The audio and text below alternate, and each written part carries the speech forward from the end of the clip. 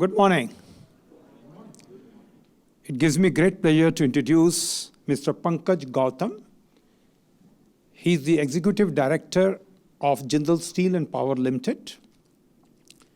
Jindal Steel and Power Limited is a part of a large $18 billion Jindal group. During the last 2 years, when Jindal Steel and Power were implementing theory of constraints, Mr. Pankaj Gautam took the lead in executing the various processes of TOC which were set in motion. Mr. Gautam had held various positions in the steel industry. He is a veteran of steel industry. There is no area of steel which he has not worked. So Mr. Naveen Jindal, the chairman, was originally to come here and be a part of the team to present this case study. 2 years back, Jindal Steel were having serious issues on financially. Its credit rating was default rating, and now it has become investment grade rating in less than 2 years' time. So Mr. Jindal is not able to come here. I'm going to play a short video of 10-11 minutes where he shares the summary of what all happened at Jindal Steel and Power. So I'll play the video for that. Thank you.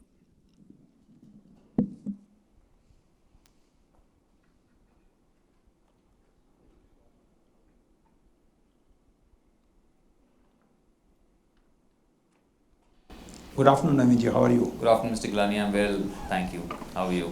Good. I believe the last quarter has been good for you. Yes, the last quarter has been the best quarter that we've had in the last 3 years, I would say. And thanks to you, thanks to your team, thanks to all of them who have taught us the basic principles of TOC, and we've been following them religiously over the last 2 years. And that has really helped us to get these amazing results. Naveenji, I'd like to understand what was the reason when you started TOC? What were the conditions that prompted you to look at TOC? Mr. Gilani, JSPL used to be the most profitable steel company in the world for its scale of operations. From a period of 2005 to 2009, a 5-year long period, Boston Consulting Group rated JSPL as the greatest wealth creator in the world across metals and minerals, and second greatest across all the sectors. So from being a very profitable company, and we had huge expansion plans, we were expanding, investing billions of dollars every year. Suddenly in 2014, we had a big shock where the Supreme Court of India cancelled all the coal mines, all the coal blocks that we had based our projects on, not only for us, but for the entire country. And that was a big blow. Not only that, we had to pay almost $1 billion in additional levy. So, and that was a period, 2014, 2015, 2016, which was really challenging for the steel industry. So we got all our coal blocks cancelled. So our fuel source, because we had based our steel making technology based on indigenous coal, so that got cancelled. And then we had to pay this $1 billion in additional levy to the government. And on top of that, the steel markets went down. So it was a perfect storm. And from the most profitable company, we started to make huge losses, almost $500 million losses every year. So then just a matter of chance that I was sitting with a lady on way to Mumbai. And she started talking to me, I asked her what her husband does, and she spoke to me about TOC. And what she explained to me about TOC made a lot of sense to me. So as we got down, I requested her for her husband's number, and then I contacted him, Mr. Sudhanshu Saraf, and then he spoke to me about you, that if you want to implement TOC in a company, that Mr. Gilani is the best person in India to contact and to work with. And that's when we invited you to our office, and we discussed. And I think since then we've never looked back. It's been extremely interesting to interact with you, to get all the training that you did, where we involved each and every one, from starting with watching the video, the goal, and reading all those books on TOC. It has been hugely motivational, it has been inspiring, and the results that we got. And I'm very proud to say that JSPL now is the only turnaround story amongst all the major steel companies in India. Unfortunately, in India, only three large steel companies remain solvent. Rest, all the large steel companies have become insolvent.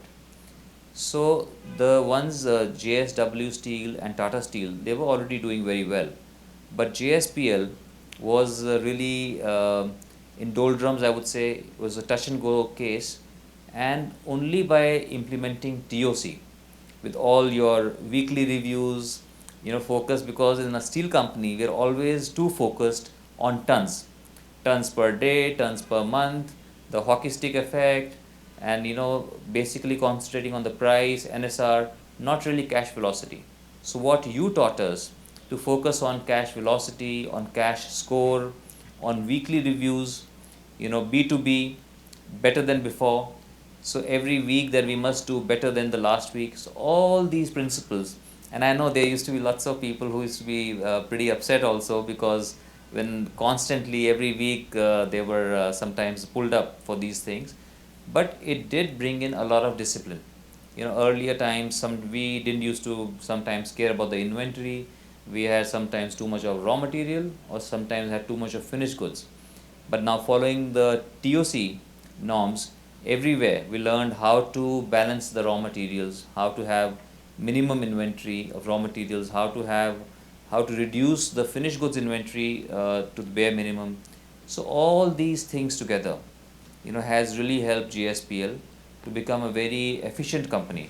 Because when I said we used to be the most profitable steel company in the world, we had also become quite inefficient. But now with all these challenges, they've really been a silver lining in the dark cloud. And thanks to you, your commitment to TOC, and with the passion that you, along with your team, implemented TOC in our company, and all our colleagues, thousands of them at JSPL, they were all hugely inspired by you, and they worked with you to make it happen in JSPL. So then today we can proudly say that TOC is the single biggest reason for the turnaround of JSPL. Thank you, Naveen-ji. So what are the 2 or 3 major tangible results you would say we could achieve at GSPL? I think the biggest tangible results that we achieved at GSPL after implementing TOC is basically the working capital requirements got much less.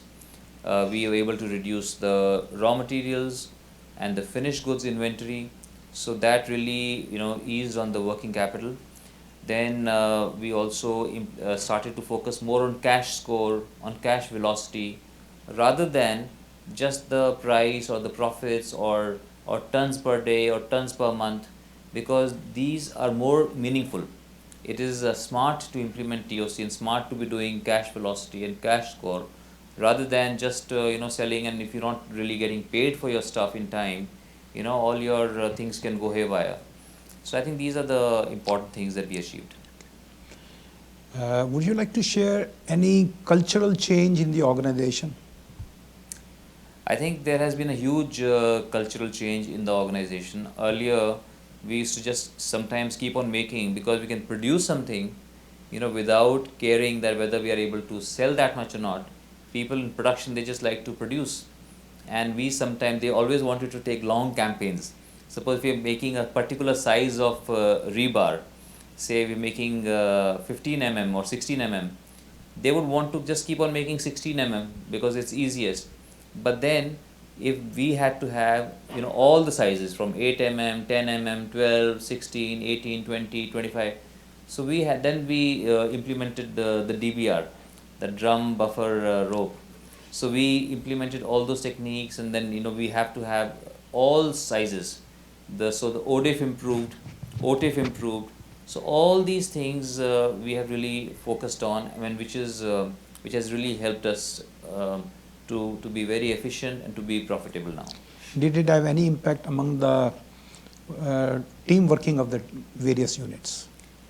Team working, I would say, has definitely improved, because everyone realizes that nobody is working uh, independently. You know, we are all working in relationship to each other. So what one unit does impacts the other units. So we always have to see, and then, you know, very the basic principle of TOC, that whatever is your, wherever is the bottleneck, you know, either remove the bottleneck or everything else should be subordinate to that bottleneck, so that we do not have the, you know, problems with inventory management and stuff. Thank you. So what are the plans in the near future? Well, in the future also, we plan to keep on working, because these are very basic and sound principles that TOC is based on. So we want to follow them in every sphere of the company, in every sphere of the operations, and then, so it's really become a culture in the organization to work efficiently, and so we just want to continue to follow it and learn from it, follow it, and prosper from it. On a very strong, let me say, financial note, I believe 3 years back, the company's market cap was about somewhere around $0.9 billion. And today it has become, I think yesterday I saw it, it was about 3 billion. Yeah, so if we talk about 7-8 years back, the market cap of GSPL used to be over $12 billion. And then from $12 billion, it came to, you're right, came to less than $1 billion about 2 years ago. And now we are around $3.5 billion. So I'm sure now that now with in the next few years, we'll be able to surpass what the market cap used to be 7-8 years ago. And TOC would have an important role in that. Thank you. All the very best to you, Mr. Jindal. Thank you very much. Thank you, Mr. Gilani. And I would have loved to come to Las Vegas for this conference myself. And I would have loved to be here and love to hear all the speakers here, and would have loved to learn a lot from their experiences. But we are deputing our very senior management, from our CEO, Mr. Ansari, to our head of SNOP, Mr. Pankaj Gautam, Mr. Saraugi, and then they'll be with you, Mr. Gilani. So I'm sure there'll be a great learning experience for all of us. So thank you very much, and thank you to the TOC fraternity, which has been implementing the TOC worldwide and bringing in efficiencies so that the world can be a better place, and we can all be more efficient, and we can produce more efficiently, and together make this world a happier place to be. Thank you. Thank you. Thank you very much.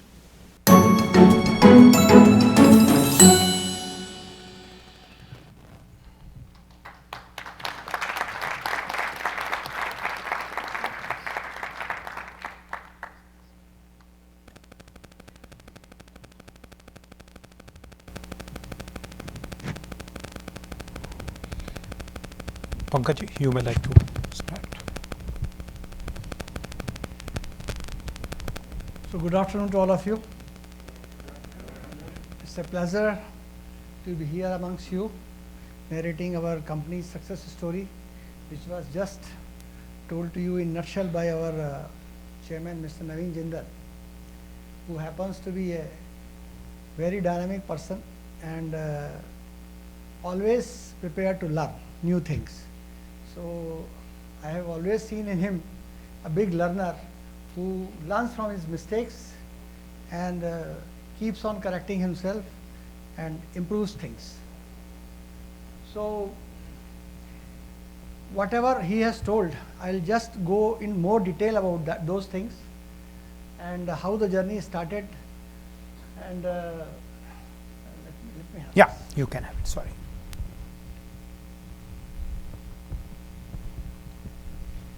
So first of all, we speak about our company GSPL. and what happened in 2015, and prior to that, how situation was quite rosy, and then how we took help of Mr. Ravi Gilani and his team to set right things better, taking help of TOC concept, and what we achieved, and finally where we want to go from here. So these are the things we are going to talk about. Jindal Steel Power happens to be a mega industry under the leadership of our Mr. Naveen Jindal, our chairman, and we are in the business of steel making, generation of power, mining, and also our Jindal Panther brand TMT is making its waves in nation building. We have totally 3 integrated steel plants, 1 in Oman and 2 in India, and another plant of 2 mills, wire rod and TMT. And we are into all type of steel making, whether it is long product or flat product. And our power generation capacity also happens to be 3,400 megawatt captive. This integrated power plants are there, and we have ore mines also with us, and abroad we are having coal mines also. So we are into infrastructure business and we can supply any type of steel to the nation, and our presence is well felt in abroad also. We export steel to almost all the countries. Our company is a part of $18 billion OP Jindal Group, and Mr. OP Jindal used to be the first generation entrepreneur who had set up a steel plant in Haryana, Hisar, in way back in 1952, and from then a $3.3 billion business conglomerate you are having in JSPL, where number of steel plants are there, and as I said, mining business, and our presence is very much there in Australia, Africa, as well as in Oman. JSPL is known for producing economic and efficient steel. Those who know about steel making, they know that steel can be made either through DRI route or through BOF route. So DRI means using arc furnace route. So we are the only company in India who is having both the routes available for us, the blast furnace and converter route, as well as DRI and electric arc furnace route. So wherever the cost of hot metal increases, coking coal increases, we prefer electric arc furnace routes, and wherever cost of coking coal goes down, we prefer BOF route. So we have the flexibility and efficiency to make cheaper steel. And we are known for our innovations. Innovation is a way of life in our company. Right, it starts from our Mr. OP Jindal, late OP Jindal ji. He used to be an innovative person. He has started many new technologies in India, and whole India has been copying those technologies for years together. So everything was going well, as Mr. Naveen Jindal said in his video, up to 2014. 2014 also it was going very well, and 2014 was there when I joined Jindal Steel after working in a few other steel companies. So as head of the plant of one of the units, I found huge millions of tons of iron ore in our company. I was surprised. I was coming from some other plant, and there hardly 7 days stock was there. Here it was almost 6 months stock was there. I was surprised. Then when it came to finished goods, I found huge inventories of finished goods lying there. Company was cash rich. Things were going well. So nobody bothered about all those things, whether what will happen to this steel which is made, which is getting rusted also in open yards. So things were, for me also, though I have worked for 38 years when I joined there, I was surprised that so much of richness, so much of wealth is spread everywhere. Then things started looking bad in 2015. 14 was tough and 15 was tougher. We found that there was a sluggishness in the market. NSR was going down. Material was not at all selling. And at that point of time, our mines had gone. We had to give a lot of penalty to the government. So everything went wrong for us. And our profits simply shrunk, and then we started making losses from 15-16. That was a time when our chairman said that he has met Mrs. Shroff, and Mr. Ravi Gilani was asked to come. And then we started implementing TOC in all the steel plants. What happened is, I come from a background where we spoke of only tons. My chairman viewed tons. My MD also used to speak in terms of tons. How much you have produced today, what is your monthly plan, and how much you are going to dispatch. So everyone was talking in tons. So I was also, and in 38 years mentality was also tons. Every of my previous plants also we were talking of tons only. So everywhere when he came, he started saying stop monitoring tons. I thought this guy must be nuts. What he is talking? How it is possible that in a steel plant he will not measure the performance by tons? How much how much million ton I produce? How many 100,000 I have produced? That is the criteria used to be there. But then he started talking about rupees. He started talking about cash scores. So of course, for me also, cultural change was required. And when he could convince me through our 1:1 sessions and through workshops, then I thought it's a big problem to convince down below everybody that we are not to think only of tonnage, but also we have to start thinking of other things. So, Mr. Gilani, really, I am thankful to you that the way you helped me in changing my mindset, and then finally I also became instrumental in changing mindset of so many people. And we rigorously implemented TOC after the buying has taken place by our team. So we have made dedicated TOC teams in the plants, and the focus was on don't do those things which don't add value to increasing the capital productivity. That means, first thing what Mr. Gilani and I started doing is stopped all the projects. Whether it was debottlenecking projects, whether it was a new project, every project was put to a halt. And I think that was a very major decision we took. Whatever small suggestions had come, an investment of few millions also, we said no. At this point of time when we are having huge shortage of working capital because our material was not selling and our cost of production has increased, so we decided that our margins are so low, our working capital is very thin, and we need to think differently. So what we do differently? Change of measurement. As I said, tonnage to rupees. And then frequency of reviews. That means earlier we used to monitor our plant on monthly basis. Monthly production, monthly sales, monthly dispatches, monthly EBITDA, everything was monthly. We changed it to weekly. And then decision making criteria also we changed, because we are a plant who is having much more steel making capacity than actually we are having the liquid steel. That means our mills are more and steel making capacity is slightly less. And this is an ideal situation that we should have a flexibility which product to give to the market, which gives me best income. So best EBITDA. But then again we change the decision, not best EBITDA, but best cash score.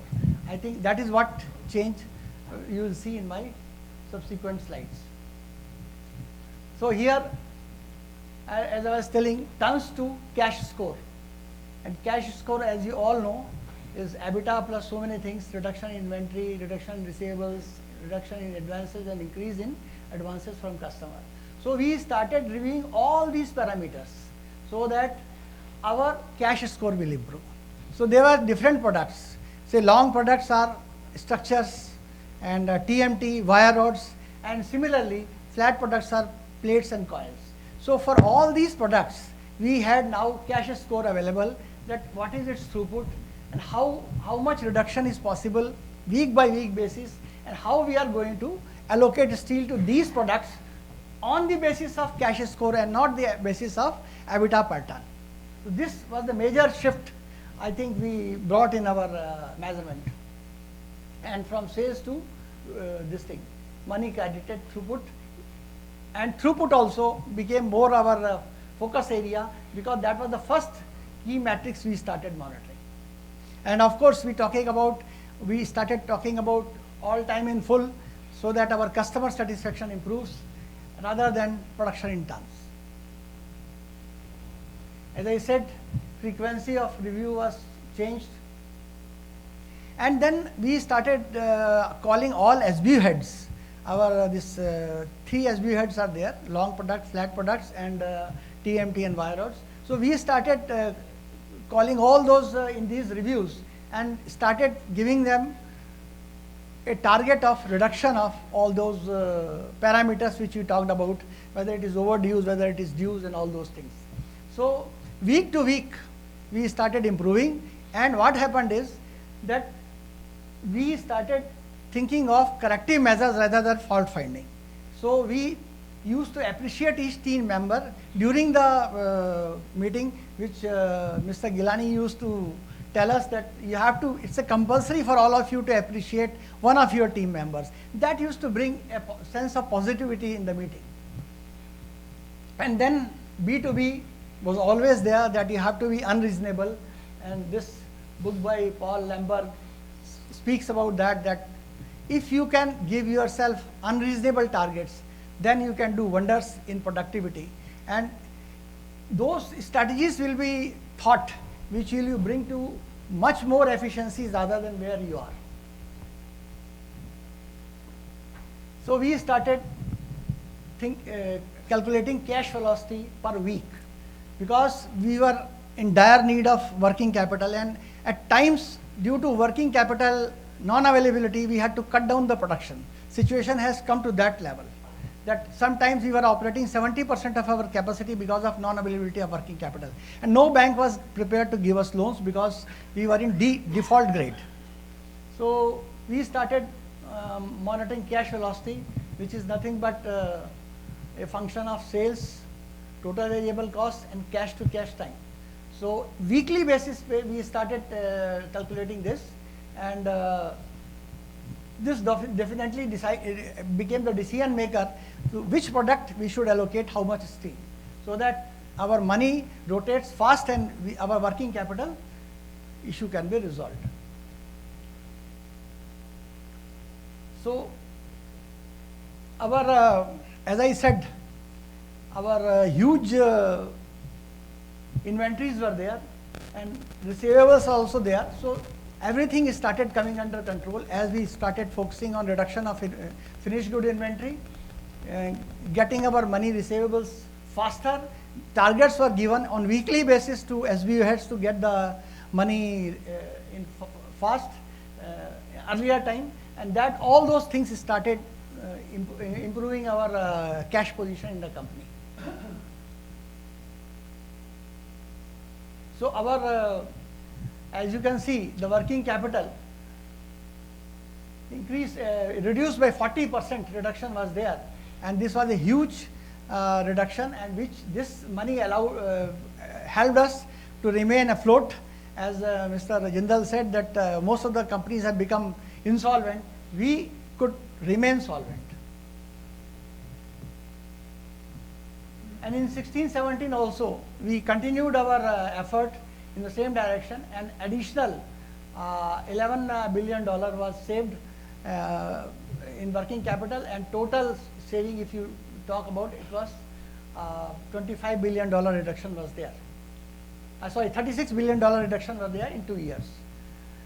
And EBITDA also increased because of working capital availability, our sales also improved. So these are the results you can see in working capital turnover ratio, Q to Q, right from in first quarter of 15-16 we were at 2, and that is near 6 in last working quarter of the last year. And this Mr. Jindal spoke about that our rating has now become from D to BBB minus, that is investment stable grade.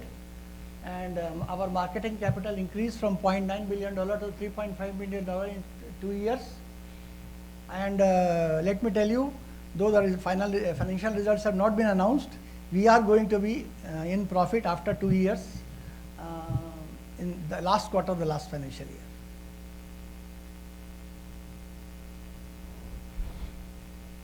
So what we are going to do, and as Mr. Jindal has said all these things, you have heard him this thing, so I'm not going to repeat. So all I can say that we will continue our journey of excellence, and we will remain focused in theory of constraint, and we will definitely see to it that our assets are sweated to the maximum, and when we become less, our debt is under control, then only we will be thinking of further expansion. So before I hand over this presentation to Mr. Gilani, I'd like to introduce Mr. Harvinder Singh, please. He is also head of one of the units there, and he was instrumental in implementing TOC in our that plant, of which he is in charge, and he did a wonderful job. And both of us were in charge of one plant. Third plant in charge has not come, unfortunately. So all I can say is, Mr. Ravi Gilani, we are really thankful to you for changing our mindset and improving our working of our company. I'm handing over it to you. Thank you.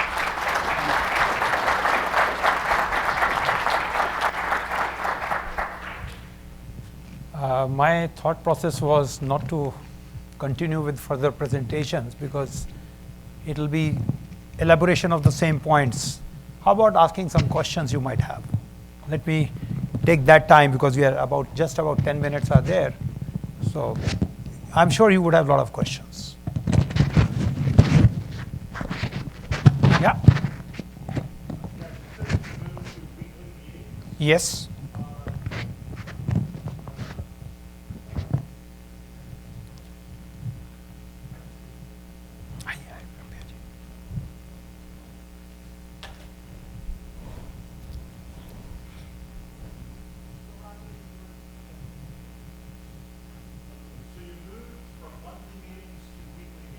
Correct.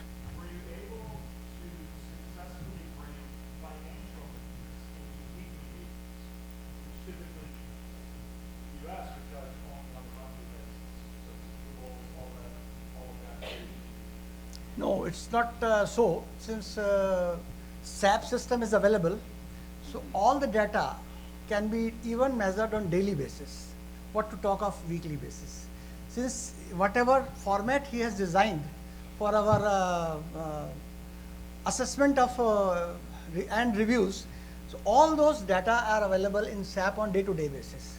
How much production is there? How much material has gone into the making of these things? What is the cost of the steel on that particular day? So all information is available. So since he was working on truly variable cost, nothing to do with the overheads and other things. So as we were focused on only contribution partner, which speaks of only true variable cost, so there was no issue in having weekly data available even on financial facts, whether it is total variable cost or whether it is any other this thing. Yes, please. What's been the hardest part of the implementation of the TOC model in the company? Okay, let me Would you share say? that. It was in the beginning of another gentleman, Mr. Rakesh Kumar. We had put this one, if you can't do the right things, no problem, but you're not allowed to do wrong things. Because we had a motto, stop doing wrong things. And in one particular week, the production was much higher than planned. So I asked him, why have you produced more? He took umbrage to that. He said, have I done a crime if I produce more? I said, no, you have not done a crime. You have done a sin. So, in the initial period, not producing more, come on, that's just not done. I mean, he should be applauded. I said, no, you cannot be, because you have increased inventory. And tomorrow, God forbid, something happens. We had 15,000 people, and these plants are in remote locations. Should the company close down, more than 100,000 people would have been impacted, and all their hopes in life could have gone, and there could have been many suicides by the people. Who is responsible for their blood? So I asked this, when I said this, perhaps it made an impact, and it did change. So this was one of the hardest things. Thank you. More questions? Yes, please. Do share your name also. My name is Abhishek. I come from India, working in a very similar environment. I worked for Godrej for about 3 years when the TOC implementation was being done by Vector Consultants in Godrej. Very hard time for us.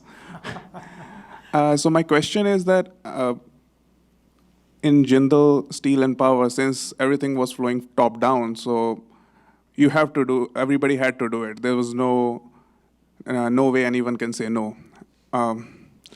But obviously, big companies can implement TOC with the help of consultants because it requires a lot of money. What is your suggestion for small companies or startups who don't have resources, especially in a business environment like India, to hire a consultant who can implement or guide their journey from TOC? First of all, two wrong conceptions. That it requires a lot of money. No.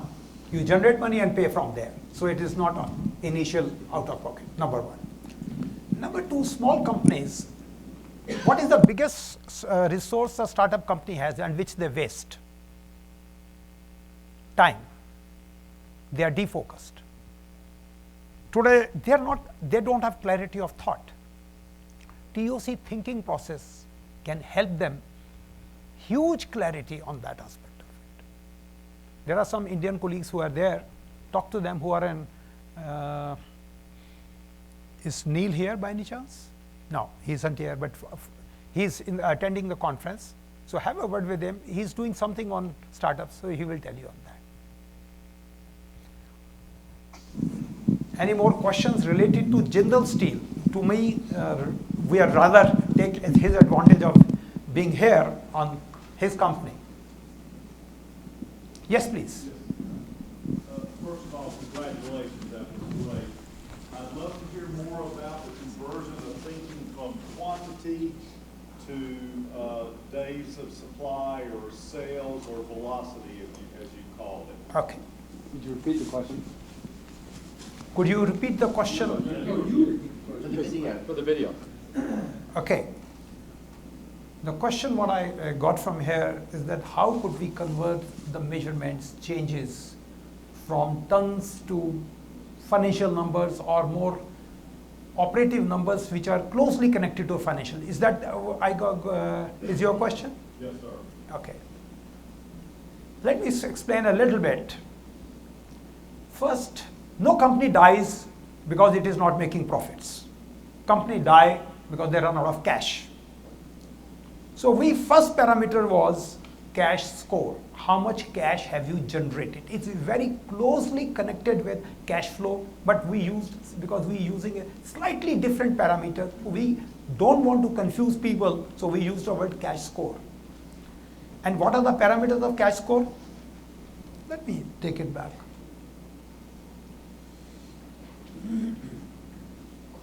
Yeah. Now, we measured throughput on a weekly basis. There was some question on financials, so I'm just reinforcing that, what Mr. Gautam said. We were measuring throughput on a weekly basis. It was no big deal because SAP was configured to make sure that we have this information. Reduction in overdue receivables. For us, even 1 day overdue was not acceptable. And today I can tell you, the gentleman Harvinder Singh, I used to trouble him hugely that why is your overdue receivables and so much receivables are there. Today he has negative receivables. In his plant, he does not allow any material to be sold unless the money has been paid in advance. So from hugely positive receivables, we had negative receivables. Similarly, on inventories, we focused very heavily. If you're not going to produce, why the hell you should have? Once again, we used to sell a lot of TMT and wire rods through what we call local, what's the name you said? We have warehouses, stockyards. For wire rods, today there is not even 1 ton of material is lying in the stockyard. He says, I will sell straight from the plant. I will not give you stock, so that we didn't have the inventory lying in the on the way, no in the warehouse. So there was a huge focus on reducing inventories. That's why you could see our inventory turns went down from less than 2 to almost 6 in just about 2 years' time. 3 times we could do it. And the net impact was over $600-700 million we could save by reduction in working capital. Of course, the journey was not so easy. One of the important things we mentioned again and again, and I'm sharing with everyone, whenever you do something wrong in your life, poor quality work, one thing is guaranteed, money will be delayed going to the bank. So all the money blocked in the working capital is nothing but money delayed. Ideally speaking, we should have receivables, we should have payables. Do everything on cash basis. But when we said that, look, if you are having more inventories, more receivables, all this means that you are not taking some right decisions, right quality decisions. Either you're not producing the right quality, or you're not producing the right quantity, or the right product, and so on. This emphasis on generating cash helped in a big way in reducing the inventories. Then similarly, supplier advances. This was generally not in a focus, even sometime I would say even in a monthly meeting. But here we are talking about weekly. Every week you have to improve. Okay, you cannot improve overnight. Fair enough. It has to be better than past. Simple. Similarly, export incentives. The government of India was at that time giving us some export incentive, but export incentives had not been collected for months. There was no pressure on them. But here we are saying, why the hell it is staying constant? Why is it not going down? And so on. So this helped us bring a lot of cultural change in demanding, if I can use more from self and others. I hope I've been able to respond to your question. We have time for one last quick question. He comes from a veteran of steel industry, so this is going to be a tough question, I'm sure. No. I have not. I'm only asking a very simple question that EBITDA on a weekly basis, how did you get it? Because throughput, you can get it. How did you get EBITDA? Okay, excellent. Learned from Ali Goldratt long time back. Be approximately right than precisely wrong. Now we know throughput. Operating expenses, if you reduce, you get profit. It was not necessary that we measured exactly what happened in the last 7 or 8 days. Okay, divide by 4 or whatever it is, approximately put it, month and you balance it out. It was because we could make it very clear if EBITDA, while this is the approximate EBITDA, but the focus was on throughput. Has the throughput gone or not up? Which was not so difficult to measure. Simple as that. Approximately right. Be approximately right. Ravi, thank you very much. Thank you very much, Mr. Gautam.